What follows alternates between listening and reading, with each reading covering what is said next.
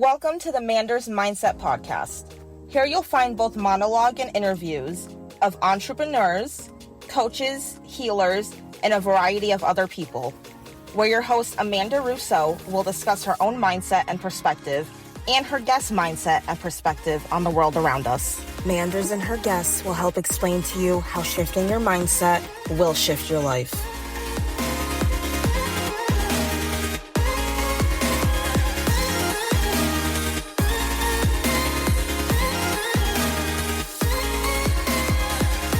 Welcome to Manders Mindset, where we explore the power of shifting your mindset to shift your life. I'm your host, Amanda Russo, and I am so excited to be joined again with Tim Thomas.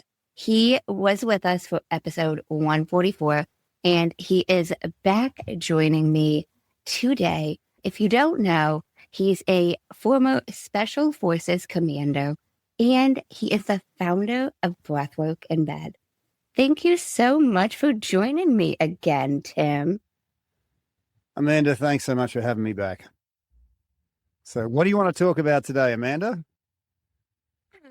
So this is making me laugh because we chatted very deeply about intentions, my intentions for the podcast, my intentions for life, you could say, and an intention of mine with the podcast and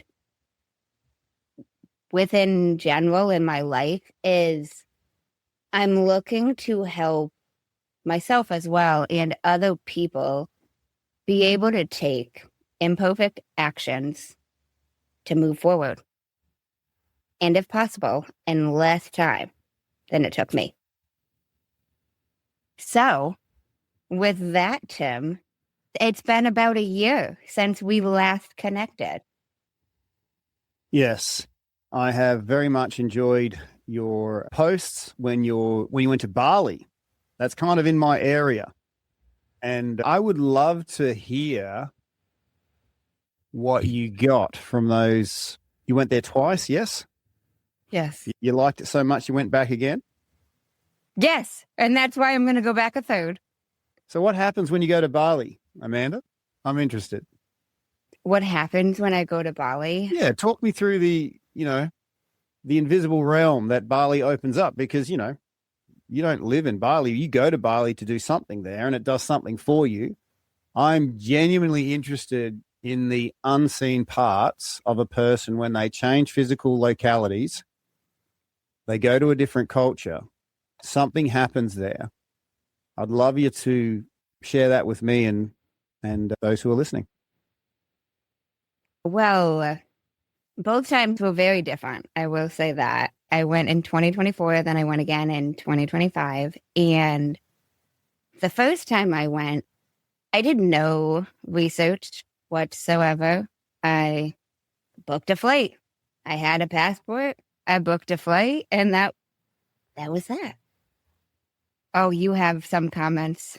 No. I thought you might have had some agenda, or you went over there with friends. I went on a retreat. I was going on a retreat, but I flew by myself. It came about very last minute because a friend of mine was supposed to go on this retreat. Then she wasn't able to, and it would make her feel better about missing it if I went. So I dropped everything. I quit a job. And wow, I booked a flight to Bali to go on this retreat. And there's even something called Bali Belly that I didn't know until I got to Bali. I found out about that in Bali. They were like, you didn't look it up on the internet? And I was like, no, I didn't look it up on the internet. I didn't look up anything. And so how was that transition from, one geographic physical location to another, and you're discovering all these shocking assumptions that you've made were completely wrong? It was interesting. Like, even as far as I only brought one credit card with me. It got eaten at an ATM in Bali. I fortunately had some very nice women on said retreat that helped me, and I Venmo'd them and I made things work and you figure things out. But I was faced with a lot of things that, like, it showed me planning, a little bit of planning, even if you don't over plan, makes a difference. But also, at the same time, it gives me stories to tell 2 years later. Well, I think you just embodied a principle that you were trying to encourage other people to do. Take imperfect actions forward. That's true. Isn't that funny? I guess that was an imperfect action that I took forward. And it sounded like you had such a good time. I mean, if you stayed home thinking, oh, I've got to do this, I've got to do that, that planning is important, yes, but often you can be stuck in, analysis paralysis, thinking about things too much, and then you don't end up doing anything. I've always sort of lent towards more action, less planning gets you more results than less action, more planning. And of course, there is a balance, but I think it does depend on your personality types. Creative types are often the magician, where they can, make things happen on the spur of the moment. But on the other side, there's the king energy, where done right, the kingdom flourishes. Done wrong, it becomes tyrannical. No, you've got to do it this way, this way, this way, this way. And everything sort of shrinks as a result. So the idea being that the magician who can make stuff happen needs to integrate some of the king energy, some of the planning, some of the processes, some of the awareness of how this is going to affect everyone else. And the king has to then take on the magician energy. Well, what is it like to not plan everything for everybody and actually just have fun in this moment? And it's so easy to say, but to actually do that from a personality type is super, super hard. So and the way it's been taught to me is people have a primary archetype and a secondary. So my primary is warrior, secondary magician.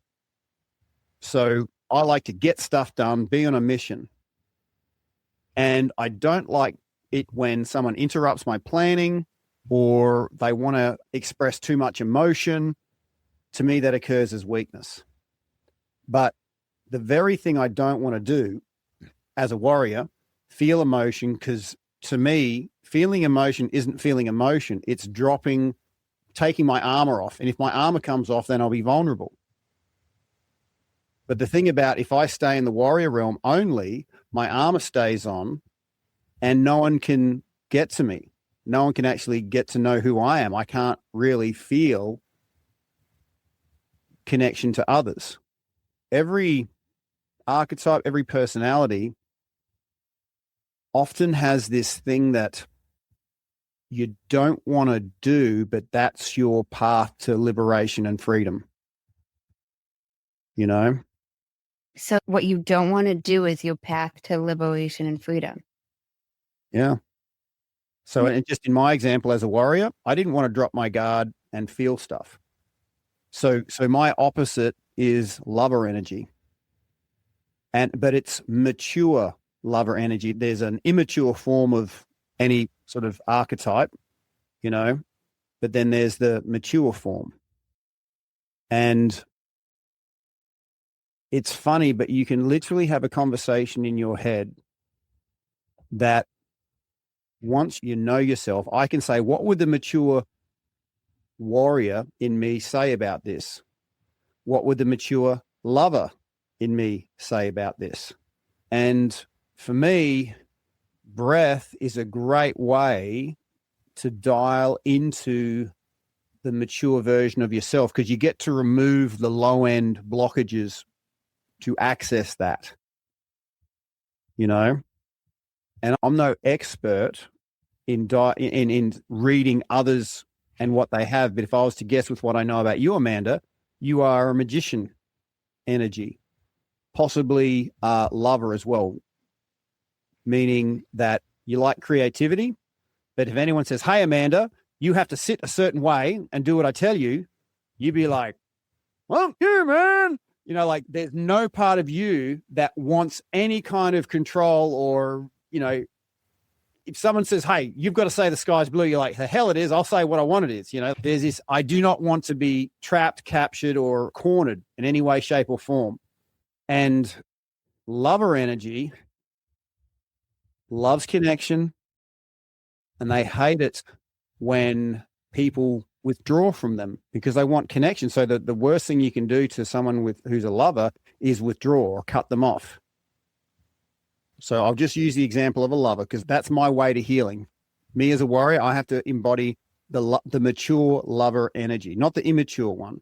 Like the immature lover is, if I was to sort of stereotype it, it's the ones with multicolored hair screaming how you have to act a certain way around them because they've disconnected. They've felt disconnected. Now they're getting aggressive in trying to control the outside world because they've perceived that pain has come in from the outside world. So they have to control the outside world for them to control their pain. You know, so that's the immature form. The mature form is accepting, you know, loving, can see the connection, can play the long game. So just the example of the thing that each archetype does, and we don't know we're doing it, is a lover, if they feel they've been done wrong by, will withdraw. The very thing they don't like other people doing, they'll see as acceptable. Okay, as a warrior, I have no problem speaking my voice, pushing my weight around, saying what I want to say. Okay, but if someone pushes them onto me, if someone even appears slightly bullying like, I'm like, it's freaking on, no way on my watch. It's just like, I can do it to others, that's no problem. But if someone tries to do that to me, it is like declaration of war, you know? And each archetype has the thing that they do naturally, but there's no way they would let someone else do it. Have you ever had somebody that you know or in the workplace of, they put signs on everything saying, clean up after your dishes, you know, put these books away. Even in the toilet, they're like, oh, do this and do that. They have signs freaking everywhere. So that's king energy wanting to organize everything. They've got the best intentions in mind, but they can't see they're being tyrannical. All right. Because if you went to their home and said to them, hey, if someone put signs up about things to do in your home, how would you react? And they'll be like, no way, that's my place. You know, well, why do you put signs for everybody else and think it's acceptable? Do you see how there's these things that happen? We don't even know we're doing it. And we can spend our lives avoiding going to the one place we don't want to go. I could have spent my life being fully armored up as a warrior. I'm a big, tough warrior. I'll never put away my sword, but I'd never get the connection I'm looking for. I'll never have people feeling safe because my goal as a warrior is to have everyone feeling safe. But the immature version of a warrior will be the very thing that they're trying to avoid. If I kept my armor on, if I kept swinging my sword, I would make people feel unsafe, the very thing that I didn't want to have happen. How does that land over there, Amanda? It makes sense. I get what you're saying. I've never heard of these archetypes before, like the magician, the king. There's different ways of, you know, splitting personality tests and all that sort of stuff. These archetypes have occurred through history, and certain imagery has followed that. So you may have seen the image of a dragon in front of a cave of gold because nobody wants to mess with a dragon. That thing will burn you, eat you in one breath. But behind that thing that you think is going to kill you is your richest reward. So I would tell myself as a warrior that if I drop my guard, something bad's going to happen. It's going to be my fault. If I put my sword away for a second, something bad's going to happen. It's going to be my fault. So my dragon in front of the cave of gold was to actually do the unthinkable. Take my armor off. Let other people penetrate into my world, feel what other people are feeling. Now, lovers, they do that quite naturally. They want to feel, they want to let people in. So lovers have trouble speaking up, saying what they actually want, because they want other people to be happy, and they want to please other people, and they want them to feel accepted, and they want to feel accepted themselves. So within that, though, they often have trouble doing the things that warriors do very naturally, say what they want to say. And so for a lover to actually speak into existence what they actually want and say it when it's needed, it feels like the world's going to end. It's like a whole nervous system happening that you're going against. Well, you will always be your primary and secondary archetype. The idea is to become the mature version of it. There's a version of us, of everybody, who's centered, sovereign, mature, and can take decisions from a higher perspective. But then there's the immature version of us that it's usually all about us, how it's impacted us, and we have unrealistic expectations of the external world, and we try and control the world by saying, hey, I just want to help the world. It's actually quite a dangerous thing, saying I want to help others, because often it's just your idea of what you think is right, and you want to prove it in the external world. And this actually is why when you're trying to find healing, it's hard to find a good healer, because a lot of them, not all, but a lot, they have the intention of wanting to help others, but they're really just trying to enforce a way they think works, not what actually works.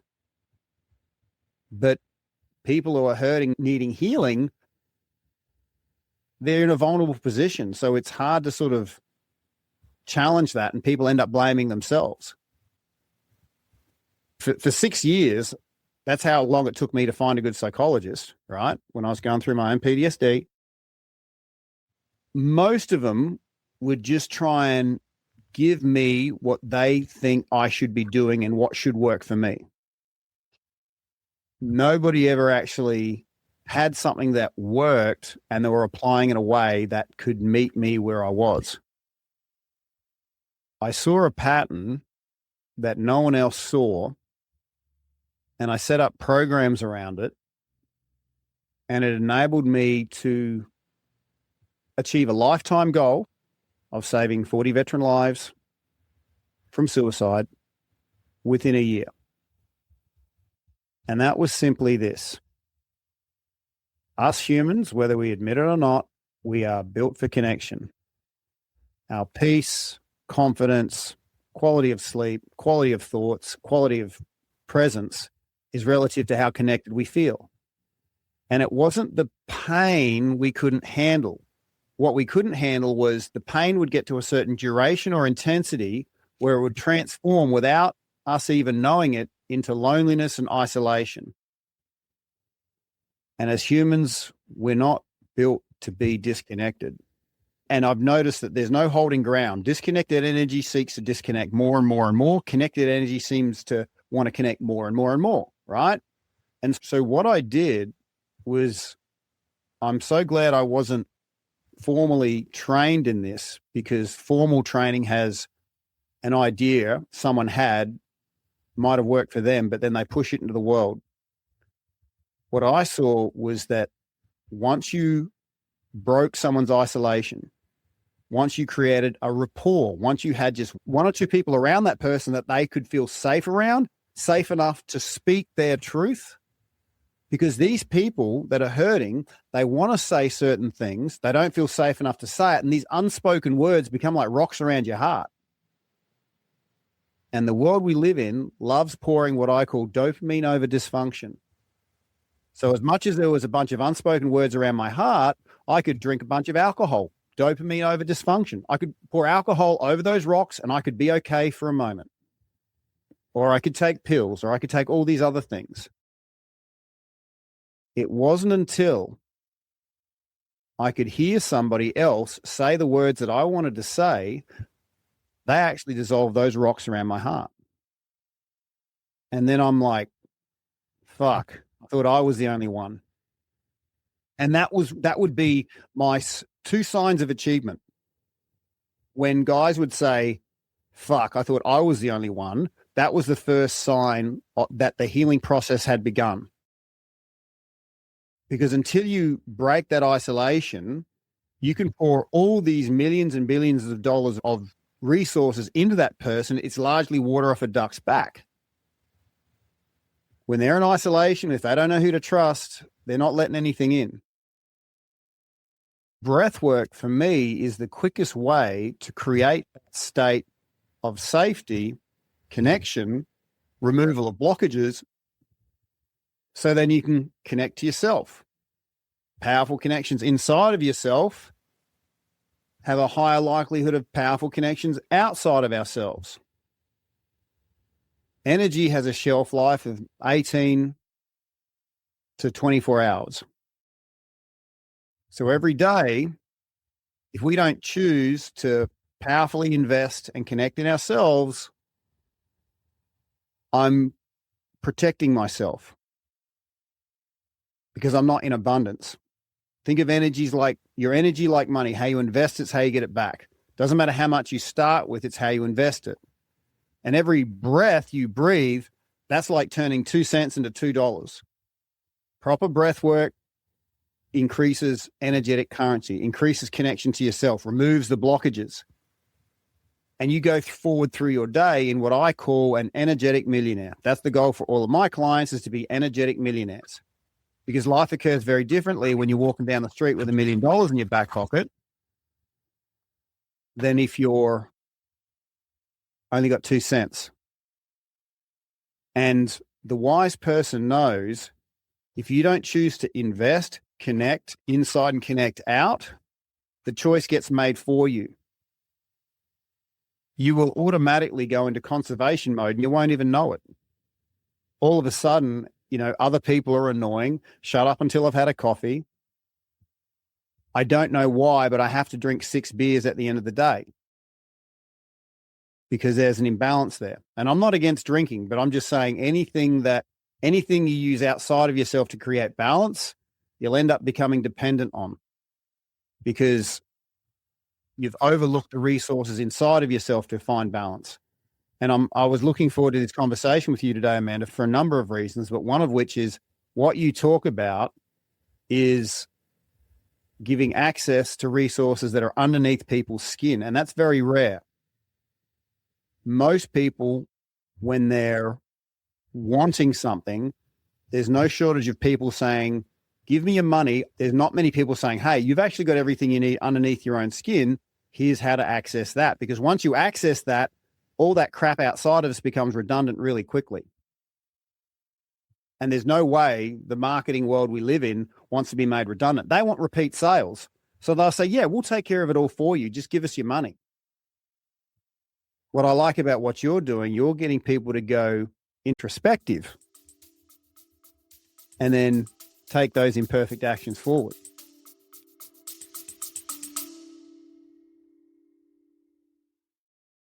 If you're loving these conversations and want to dive even deeper into mindfulness and transformation, make sure you check out my other podcast, Breathwork Magic. It's all about the power of the breath to unlock your potential. I'd love to have you there. Thank you. That everything you said makes a lot of sense. Isolation is a killer for humans as a whole. Feeling like we're the only one who's experienced whatever the situation is so lonely. And it's hard to push through that. Well, I would only offer, there's one question that changed everything for me. This question didn't come to me very lightly, Amanda.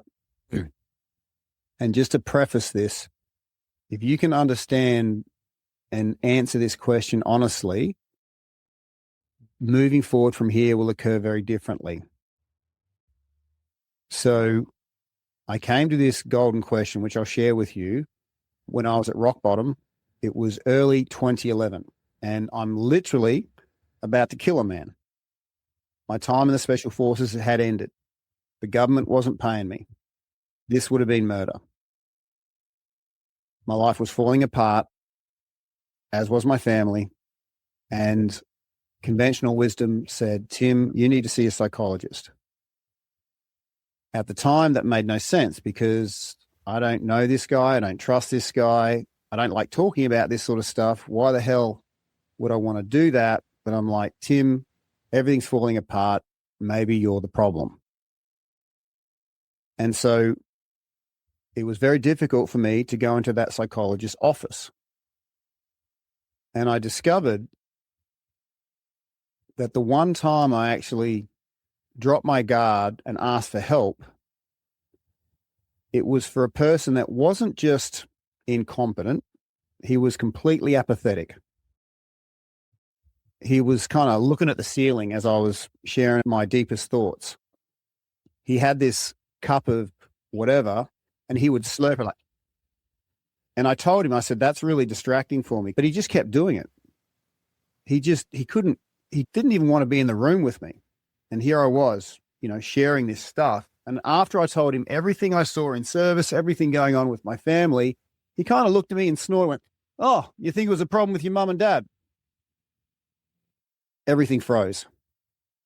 And in my mind, in my state of disconnect, in my state of loneliness, I made an assessment.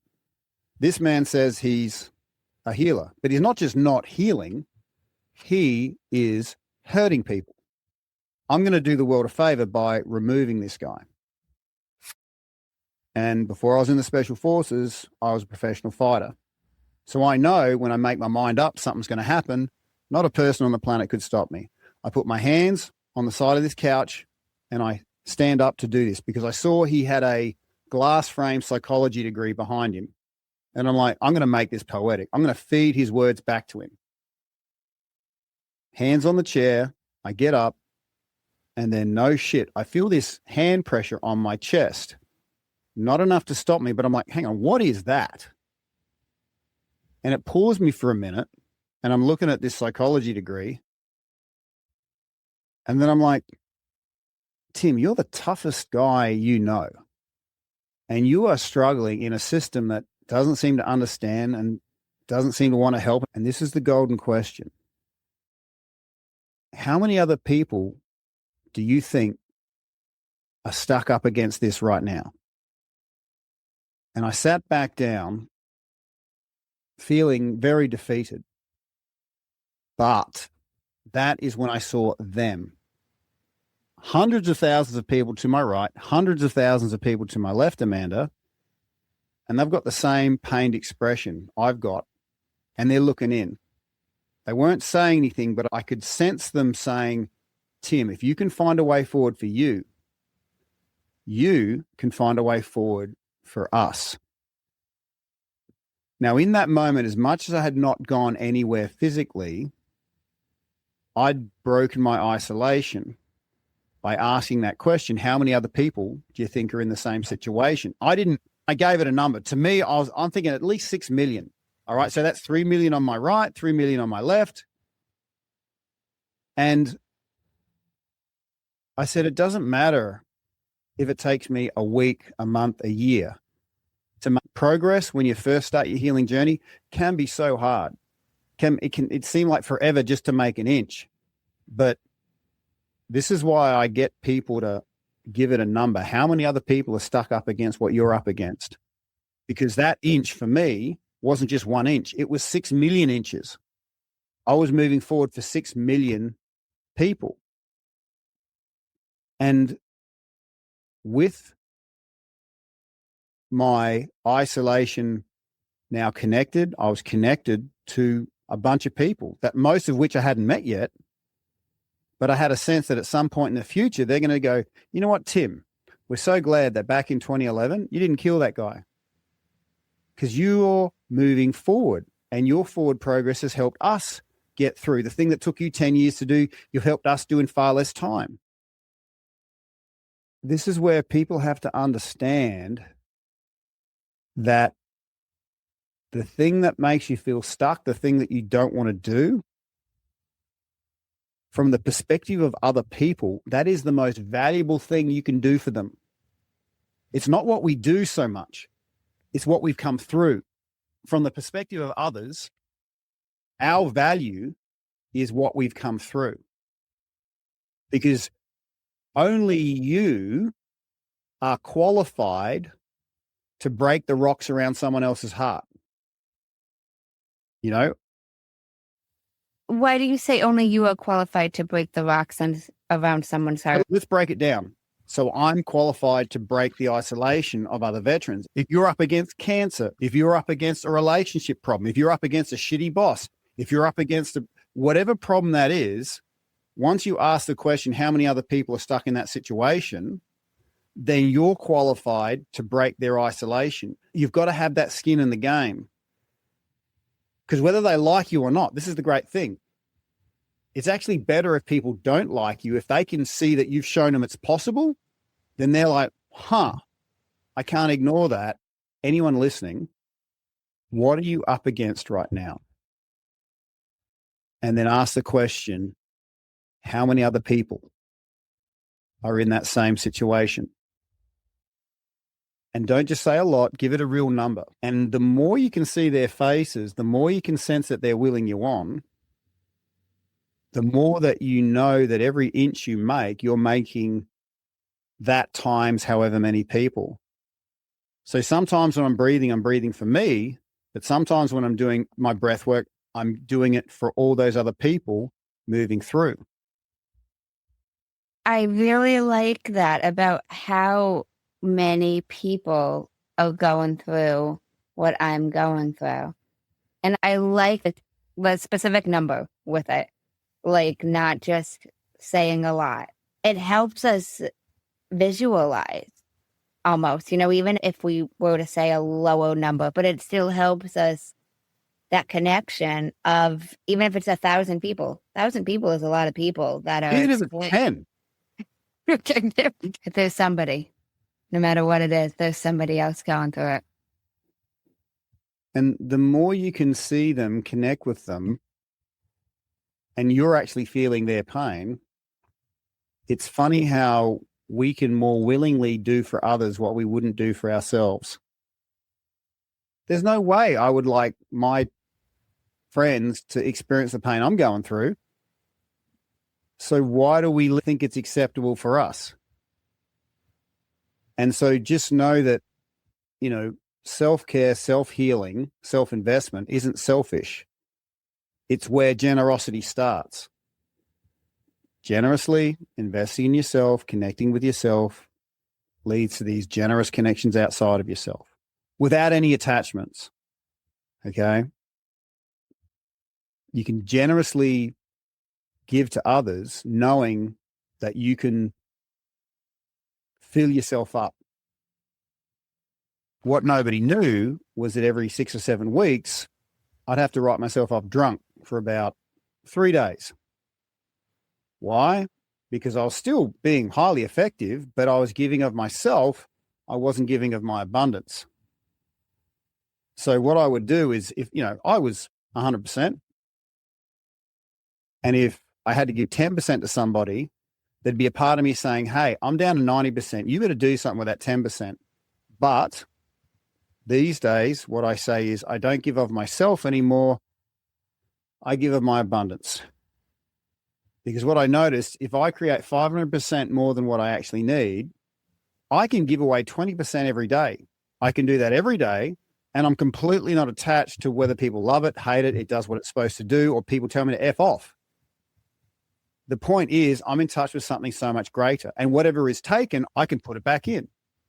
And, one thing I know about this world is you will have things not work out. You will have things take from you. But it occurs very differently if I've only got 20 cents and someone takes 10 cents, right? That's a massive withdrawal. I got to revenge that shit. And I've been that guy that tried to get 10 cents back for years, completely forgetting the fact that I could have been an energetic millionaire the next day. The fact that this world takes so much, or can be perceived to have takes so much, lends itself to the fact that we need to be in abundance. There's no other options. Being adequate is just not enough. So, what that looks like in real life, there's a saying. You've hopefully heard this in the States. Have you heard the saying, clothes maketh the man? It's just something that I haven't heard. Who knows? But yeah, clothes maketh the man, right? And I'm sure that's a one-way retail outlets try and sell you clothes, right? But I disagree. Clothes don't maketh the man. Mornings maketh the man. You show me a man's morning and I'll show you the man. So when we wake up every day, we need to put the best of us back into ourselves, because every cent you invest in yourself, you're going to get $2 back. And breath work is the easiest access to self-investment. So every time I take a good breath, like a good breath, not just I'm thinking I'm banking $200, and it's giving me that abundant state. And it's funny how one small imperfect action leads to the next imperfect action. Next step forward. The goal I have for all my clients is to move through their day, their life, as an energetic millionaire, and have them understanding that their energy is like money, and they're a unique energy signature. Okay, so they've got a unique energy investment portfolio. So just consider this for a second. If you had a investment portfolio and 3 of the shares, whatever dollar you put in, you got $1,000 back, you're like, yeah, that's what I want to do. But let's say you had 3 other investments that every $100 you put in, you got $1 back. You'd be like, right? Now let's divide up your life to the things that you do, that you invest energy into, that you get a really good return from. There's things that you do, there's people you interact with, there's food that you eat that return to you an incredible amount. Quite unique to you, because you've got a unique energy signature. No one can figure that out for you. You've got to kind of journey with that one. Okay. But let's flip the coin for a second. There are things that you do that drain your energy. There's people you interact with that drain your energy. There's habits that we have that drain our energy. So if you can map it out, you could literally spreadsheet this stuff. To me, destiny isn't mystical. It is literally a spreadsheet, if I could be so clinical, just to draw out the clarity around your unique energy signature gives a unique return. No one else can see how much return you get from that, at least not in the initial stages. When you get into an abundant state, everyone's like, oh, wow, that's awesome. How did you do that? Well, guess what? I've been investing in this thing that no one else saw. I had to see it before anyone else saw it.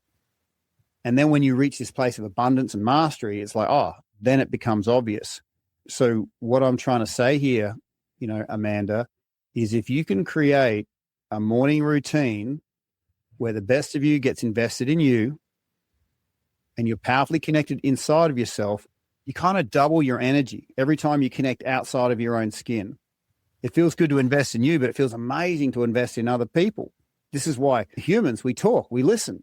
There's those energetic exchange. And knowing that I was talking to you this morning, I wanted to set myself up powerfully, So I did my breath work. I did my physicality. I did my barefoot walking. I gave my dog a big massage. These things bring me so much joy. I did my prayers to the universal intelligence. These sorts of things allow me to then have the joy of interacting, investing, getting that energetic return. And no one can see it, but it just shows up in everything you do. That's true. It's something that people can't see, but it's stuff that happens. They don't see it doing it, but what's that quote? Remember you said, explain to me that quote. You wrote it down. You said it back to me. It's actually one of mine. About Looking at piss? you now. About piss? About performance. Oh. Where did your mind go? That's hilarious.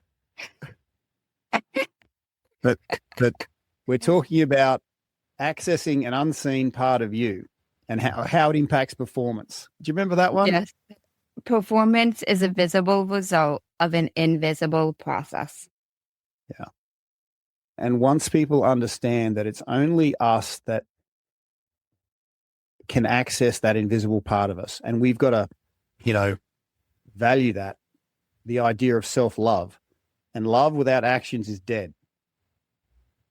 You got to take those imperfect actions to show how much you value this thing that you have, and then connections naturally lead to more and more.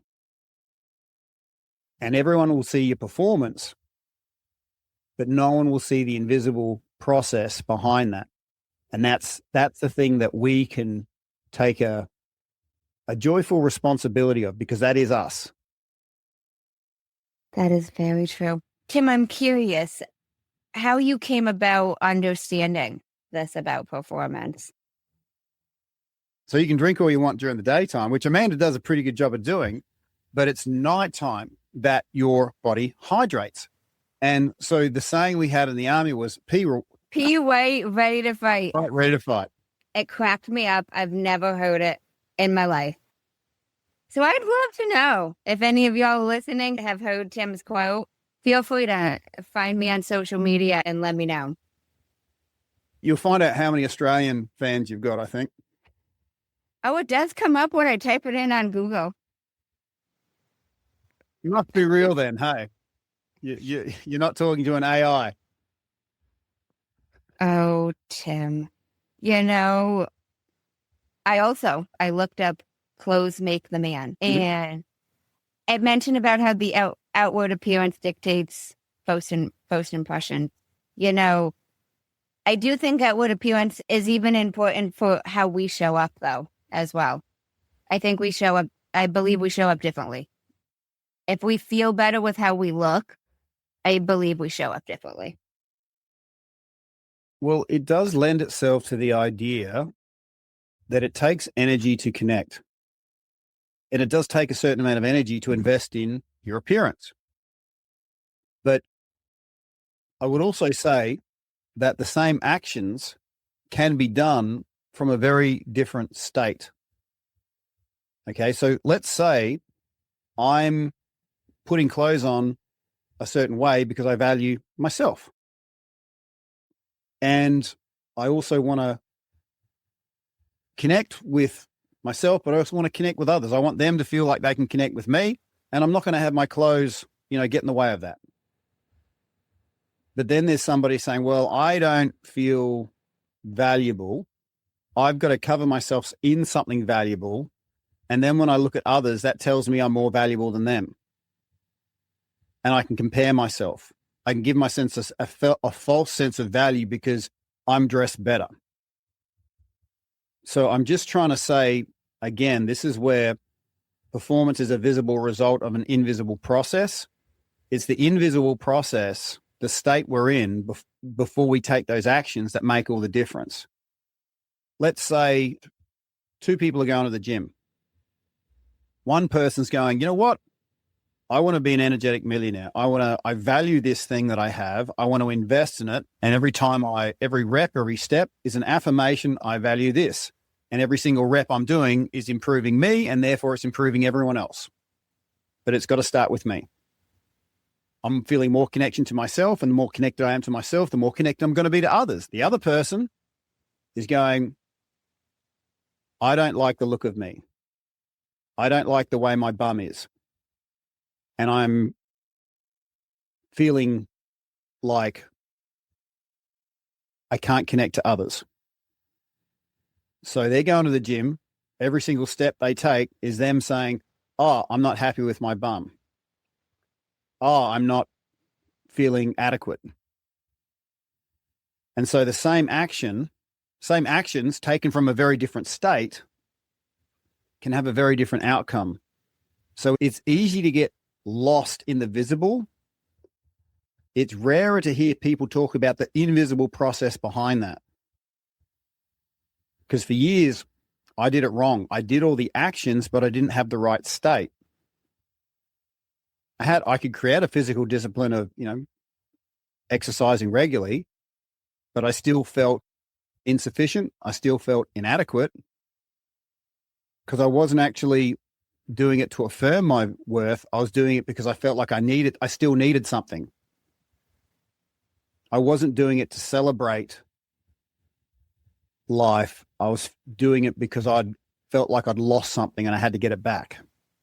But here's the thing. I've usually found we attract people that agree with our sense of self-worth. So a fun little exercise I used to do with high school girls was say, guess what? I can tell you who you're going to marry. And they're like, really? I'm like, yeah.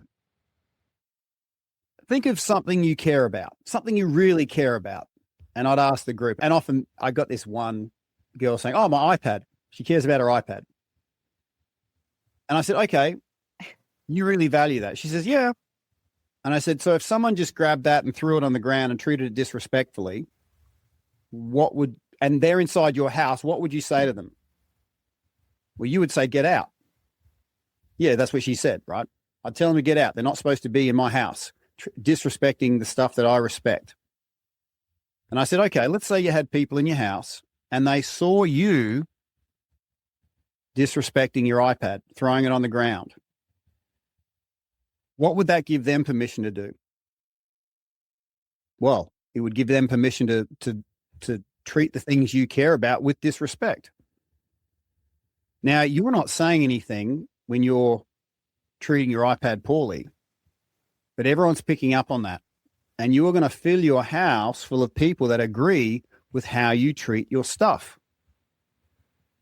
And also understanding that it is perfectly fine to put a boundary in, because people who don't treat your stuff with the same respect you do, they don't belong in your house. But if people see you disrespecting your stuff, your house is going to be filled of people that do what you do, think what you think, agree with your sense of self-worth. And I said, it's out of that group of people that you're going to find the man you're going to marry. People are always watching us and seeing how we respect us, ourselves. One way we can do that is how we dress, how we carry ourselves, what we eat. I like that example of the high school girls. How did you come up with that? Well, like I said, as a dyslexic, I see patterns. And I just saw something of high value in that space would be a relationship, because it was an all-girls school I was working with, right? And I was trying to have them, do exercise with me, but do it in a healthy way. Don't do it because, I'm unhappy with my bum, so I have to run up and down these steps. No. Every step I take, I'm showing how much I value this body. And every step I take, everything I really want is coming closer to me. Because guess what? What I'm doing in the invisible is going to show up in the external world. I'm going to have people in my life that value me. But I have to affirm that. I have to prove that to myself. And that was one way I thought, well, high value thing, relationship. How do I glue that into physical activity? How do I have the idea of body image? You can have the best of emotional and physical experiences.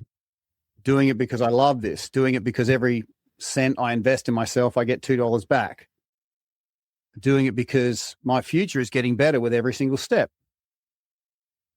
And we also talked about how completely useless it was to compare yourself to others. And that was a whole other process. You moving to your full potential, would it help if you're always looking at how other people were going towards their potential?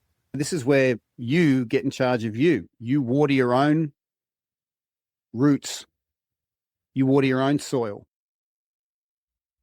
And the other side of it was academia, because it was an academic girls' school. So I really had to, my goal was to put as many powerful horses in front of the cart. Okay. So one was relationship, and we spoke about the person you're going to marry. They're going to agree with your sense of self-worth. One way we can show we truly care about each other is investing in ourselves in a physical way. So know that going just because you want to change the way your bum looks isn't actually creating a better future. Once your body starts moving, the muscles release oxygen and glucose, and that crosses your blood-brain barrier. And that oxygen and glucose coats your neural pathways, and you function 25% better. Research shows that 20 minutes of cardiovascular in the morning improves your output by 25%. I think that's an underestimation, but that's still pretty good. Like if you think of doing a 10-hour day, you can do everything you want to do in 7.5 hours? All right. But also there's something else that gets released when we exercise. Something called BDNF, brain-derived neurotrophic factor. It's basically fertilizer for your brain. And so consider, you might not know what your destiny is, but every time you work out, you're putting, fertilizer into your soil so these dormant seeds can flourish. You might not know what you want to do, but every drop of sweat that comes out of your body, you're pushing that which you truly are closer to the surface. And so it wasn't doing exercise for the sake of trying to fit in with everybody else and everyone try and be like the queen bee girl who's got the prettiest whatever. It was about laying hold. I would call it invisible architecture, but they would see, if I really want these really cool things in my life, I want a really good relationship. I want a really good relationship with myself, my body, my mind. If I want to, nourish all those dormant seeds of greatness, then if all I had to do was put one foot in front of the other, would I do it? As I tell my now 20-year-old daughter, it will all work out if you just work out. Have you always said that to her? Yeah. For me, the best legacy you can give your kids, and again, this is just Tim's perspective, you don't have to own any of it, is a healthy physical body. And I know that seems obvious, but there's so many things pulling at your time that don't prioritize physical movement. And the world we live in, it's like our ancestors did too good a job. There's now no physically demanding things that we have to do anymore. The new adventure sport is ordering Uber Eats. Right? So I know my kids aren't going to do what I tell them necessarily, but they're going to really take on what I do. So kids aren't inheriting just money, they're inheriting a nervous system. And I turned 53 this year, right? Just last month. And each year I do a version of the Special Forces selection test, which is, there are certain fitness tests you need to, do to be able to apply. And I always try and do a little measurement. And this year I invited my 21-year-old son and my 20-year-old daughter to do it with me. The good thing about adult kids is they don't have to spend time with you. So when they do, it's because they choose to, right? And so my daughter, my son, we all took turns in doing the 2-minute push-ups challenge, like how many push-ups you can do in 2 minutes. It's a military standard. You had to lower your chest to about the height of a fist and then back up. And if you broke your position, if you lifted a hand or moved your feet, that was the end of the test. You had to stay in that sort of prone position. And you did as many as you could in 2 minutes, right? And there was push-ups, chin-ups, flexibility tests, like how far you can reach past your toes. And there was the beat test as well. It's like how many times you can run back and forth in a set sort of cadence. And my kids got to see that what was actually possible at 53. And without sort of blowing my own trumpet, my scores were actually higher than what they were when I was in the Special Forces. On the testing day of my 53rd birthday, they won't let you sleep the night before. They'll make you do a big workout before the test, and then they'll run these tests one after the other, one after the other, one after. So you're completely fatigued. So the minimum to get into Special Forces is 60 push-ups in 2 minutes, right? But if you couldn't do 85 push-ups in 2 minutes, the pre-fatigue they would give you wouldn't allow you to do 60. Does that make sense? Like the testing day was very different to, when you could take your time and have a rest in between. My son and daughter got to see what was possible as a human in the world at 53. And the promise I made to my unborn grandkids is that I'm not going to give them a bunch of money they didn't earn. I'm going to be their play equipment. They're going to know that before I go around their house, that Grandpa Tim is the guy that gets on the ground and plays with them. That's my next 25-year plan for physical investment. In a world where it's super hard to have a physical discipline, and the people that are promoting physical discipline out there are often putting all the negative horses in front of people's carts. You've got to lose weight. You've got a certain type of bum. You can't be happy the way you are. How can you be happy the way you are? So it's not just the comfortable world we're in, it's the people that are in health and fitness. It's more like health and beauty. It's all visible stuff. No one's going into the invisible motor, which is like 1,000 times more powerful than anything visible. And I will leave you just on the area of physicality. I'll leave you with this. So today is as young as you're ever going to be. All right? Today is as young as we are ever going to be.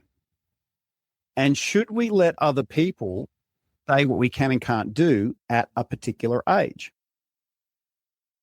Because for me, my experience of aging as a 53-year-old man is there seems to be a group hypnosis on what is possible at a particular age, and people accept it without challenging it. I say, fuck you very much. I'm doing it my own way. And I'll get people that agree with me.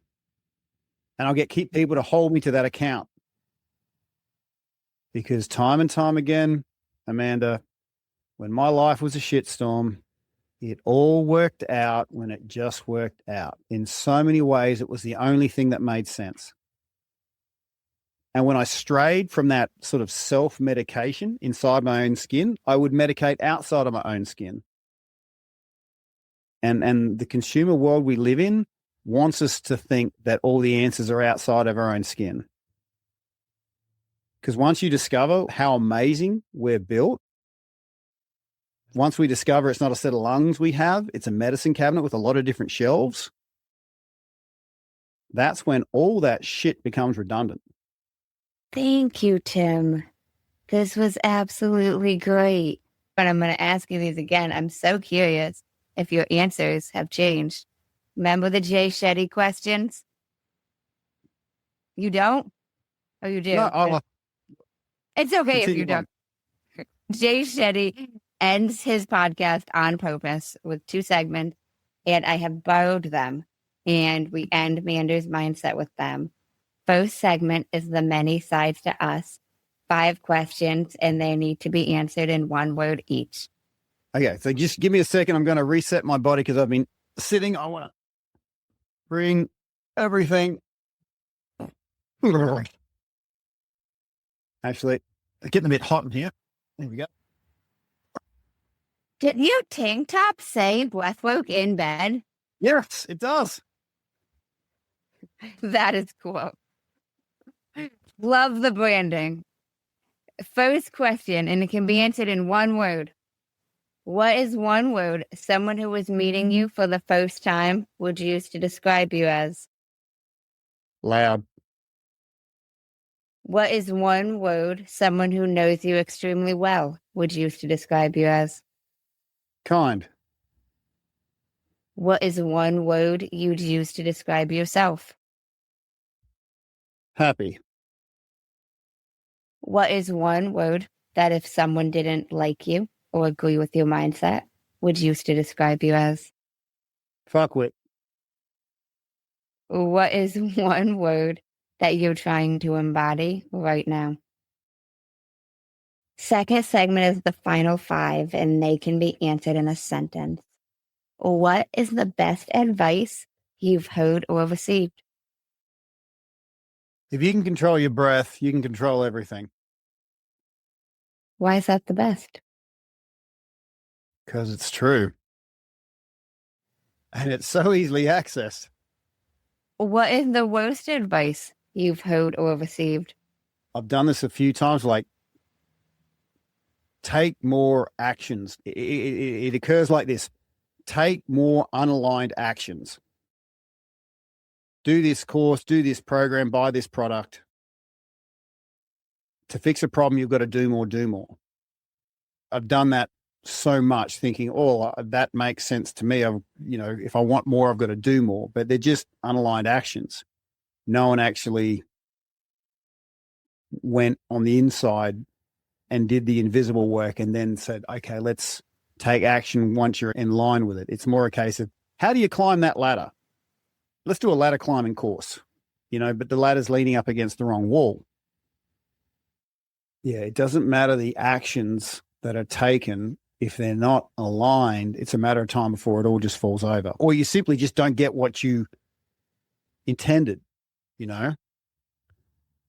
So that's come in a lot of different forms. I've wasted a lot of time, a lot of money on courses, on sets of actions that no one simply asked the question, is this deeply aligned with everything that Tim is? What is something that you used to value that you no longer value? I had a trophy room full of surprise trophies from my fight career. And I got rid of them all. I kept these big trophies and I'd have little badges on them. I took the badge off. So a whole trophy room, all the badges fit in an envelope. So I kept the envelope, but I didn't need the trophies because I saw that it wasn't the best thing about that event wasn't the trophy, wasn't winning the tournament. The best thing about that event was having a goal that I could aim for that improved all these parts of me, and it was easy for me to create a bit of a comfort zone by looking at those trophies going, yeah, Tim, you used to be a contender, So, yeah, I've literally thrown out all these trophies, all those sort of awards. They're no longer a thing. I've seen too many people, they've lost their edge or their self-investment, and they just look at this trophy going, yeah, look at that. I was awesome once. The amount of people that tell me, yeah, I used to be fit. And I'm like, people saying that is like a moldy piece of bread saying, I used to be fresh. And it doesn't have to be as hard as it used to be, and you can do something that's easy, effortless, and comfortable a lot longer than you can do something that's hard, effortful, and uncomfortable. And so if anyone's listening to this and they're thinking of getting active, the best advice I can give you is think about what you want to do physically. Let's just say, for example, you wanted to walk 2 kilometers every morning. Well, whatever that is, or it could be 5, 10, whatever, cut it in half and take 20% off. So the point is, every time you do a workout, you leave it thinking, man, I could have done more. Because that creates momentum for the next workout. And it's not about doing 10 workouts at 100%. It's about doing 1,000 workouts at 60%. Because the hardest thing about working out isn't the workout, it's organizing your life so you can actually do it. And if you're doing something that's hard, effortful, uncomfortable, then before you even do it, you're like, oh, I'm not sure if I want to do this. You know what? I'm busy. I'll do that. Okay. We talk ourselves out of something that's hard, uncomfortable. But if you start easy, effortless, and that was so easy. I feel like I should have done more. If you can leave each workout for the first 3 or 4 months thinking, I can bleed from the eyeballs in 6 months, but I'm just going to take it super easy now. That is how we get to the 6 months. That's how we get to the 12 months. That's how it becomes a thing, and it can enroll others into that space with you. Don't expect them, like, you do it for you, and you'll be surprised. Once you do it for you, other people see that connection and they'll join you. But it's shown that if you can work out with somebody else or do a physical discipline with somebody else, then the amount of dopamine you get is doubled. So it's like double the reward with less effort. And if you can get these investments where, I've given $20, but I've got 2,000 back, there's something in that, So I wanted to share that so you're not hearing some jock who's giving experience from fitness that is unattainable. If I lifted up my shirt right now, you would see strapping around my back. I don't have a lot of cartilage. So chronic pain was one of those things that I've had to physically work through. I could have very easily, been a guy that was very unfit, not moving. All the doctor says your running days are over, right? And I'm like, bullshit. And I just found a way to gently, easily, and effortlessly move forward. So if anyone's thinking of a physical discipline, easy and effortless, but just keep turning up, because that workout will always incrementally, increase. If you could describe what you would want your legacy to be, as if someone was reading it, what would you want it to say? He helped me move forward. If you could create one law in the world that everyone had to follow, what would it be? And I want to know why. That workplaces and governments were measured, the success of workplaces and governments was measured on the quality sleep of the people they govern. So governments can say, I'm building roads, I'm balancing budget, but other people you govern sleeping peacefully in their beds at night. So I would have governance around quality of sleep within workplaces. Sleep is very measurable. You might be doing great things, but if your people aren't sleeping, then you are failing in your leadership role. So prioritizing sleep, I would have a law that people would do. And again, just saying a law, there's people that go, if there's a law, I wouldn't do it, right? But just imagine a country where everybody did 5 or 10 minutes of breath work before sleep. What do you think would happen in that country? Well, that country would probably be sleeping a whole lot better, have far less pain in their bodies. Breath work is anti-inflammatory. Their REM cycles would allow them to flush all the toxins out of their brain, so they're functioning so much better. They're living longer. They're more connected to themselves. They're more connected to others. There's more leptin in their system, so they're feeling satiated. They don't have as much ghrelin, which is created when you're not sleeping well, which makes you eat more, makes you consume more. A good night's sleep creates sovereign boundaries. Conversely, if you're really tired and crappy, anything can piss you off, But if you're rested, connected, someone can flick you off. That's them. That ain't me. So, yeah, a country where everyone did 5 to 10 minutes breath work before sleep, they would have advantages that other countries wouldn't. In Australia alone, it's like a $70 billion problem. So just let me break this down. Sleep poor employees take nearly twice as many sick days. And it's not just absenteeism, it's presenteeism. When you turn up to work, even if and you haven't slept well, you can be 30 to 40% less productive. Workplace accidents increase. People get tested for, drugs and alcohol before they drive. But how many people are getting tested for fatigue? So there's a lot of metrics that do back up the need for quality sleep. And that's great when I'm talking to corporates, but when it comes to people creating a new habit, usually it's driven by the pain of not being able to sleep well, waking up feeling crappy, the crappy feeling follows you around, you eat more, you drink more, you're harder to be around. Or if you're like me, it's the only thing that can give you peace in a war zone. And the idea that something inside of you can give you genuine peace, that's a very rare message in this world. I want to acknowledge everybody who listened all the way through.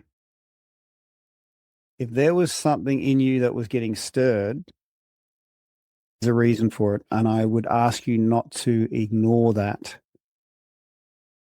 And I would recommend perhaps listening or watching this again. And you might find the thing that you felt stirred actually expanded upon. Not so much because of the words Amanda and I are saying. What Amanda and I are doing right now is we're having an authentic interaction. And that's so rare these days. There's no agendas here.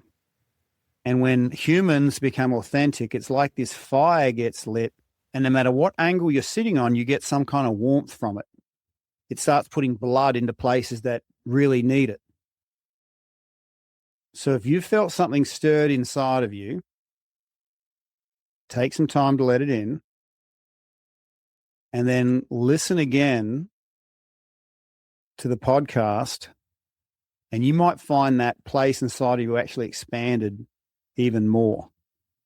And just for the second time you watch it, have a pen and paper ready so you can jot down not just what comes to you, but the actions that you can take in the real world, because it is about accessing the invisible, but then putting it into the visible. Seeds of greatness are great, but laying dormant, nobody sees them. So what I'm hoping is that, this conversation has watered those seeds of greatness. And there's something in you that wants to push to the surface. And listening to this a second time with a notepad and pen will potentially give you a massive breakthrough. Thank you so much again, Tim. I truly appreciate your time. And thank you guys for tuning in to another episode of Manders Mindset. Thank you so much for tuning in to that episode with Tim and I. This conversation really shifted me. And one thing that really stuck with me from this conversation was when Tim shared performance is a visible result of an invisible process. I'm going to say that one more time. Performance is a visible result of an invisible process. The more I sat with that, the more I realized how true it is. We often look at someone's success, confidence, relationships, career, health, or happiness, and we only see the visible result. We don't see the early mornings, the difficult conversations, the therapy sessions, the breathwork, the journaling, the tears, the setbacks, or the countless small decisions they made when no one was watching. The invisible process is where everything begins. This made me ask myself, what invisible investments am I making each day?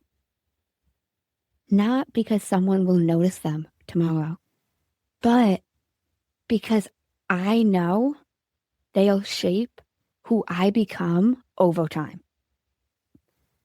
Maybe for you, that invisible investment is taking 5 minutes to breathe before your day begins. Maybe it's finally going for that walk you've been putting off. Maybe it's choosing to have the difficult conversation instead of avoiding it. Maybe it's asking for help. Or maybe it's simply taking one imperfect action forward. Because that's something else I loved about this conversation. Progress doesn't come from waiting until everything is perfectly figured out. It comes from taking the next step, even when it feels messy, and especially when it feels messy. So as you move through this week, instead of asking yourself, how do I get better results? Maybe ask yourself, what invisible process am I investing in today? Because one day, someone will see your confidence, your peace, your resilience, or your success, but they'll never fully see everything it took to get there. You will know, and that's enough. Thank you so much for listening to this episode of Manders Mindset. If this conversation resonated with you, I would love to hear what stood out for you the most.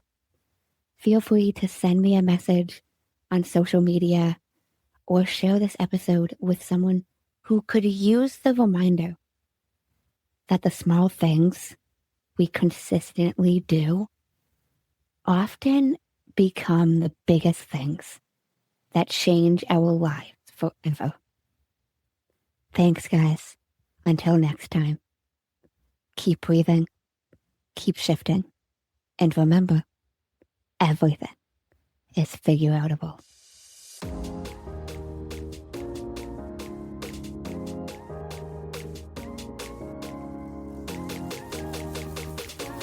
In case no one told you today, I'm proud of you, I'm rooting for you, and you got this. As always, if you enjoyed the show, I would really appreciate it if you would leave me a 5-star rating, leave a review, and share it with anyone you think would benefit from this. And don't forget, you are only one mindset shift away from shifting your life. Thanks, guys. Until next time.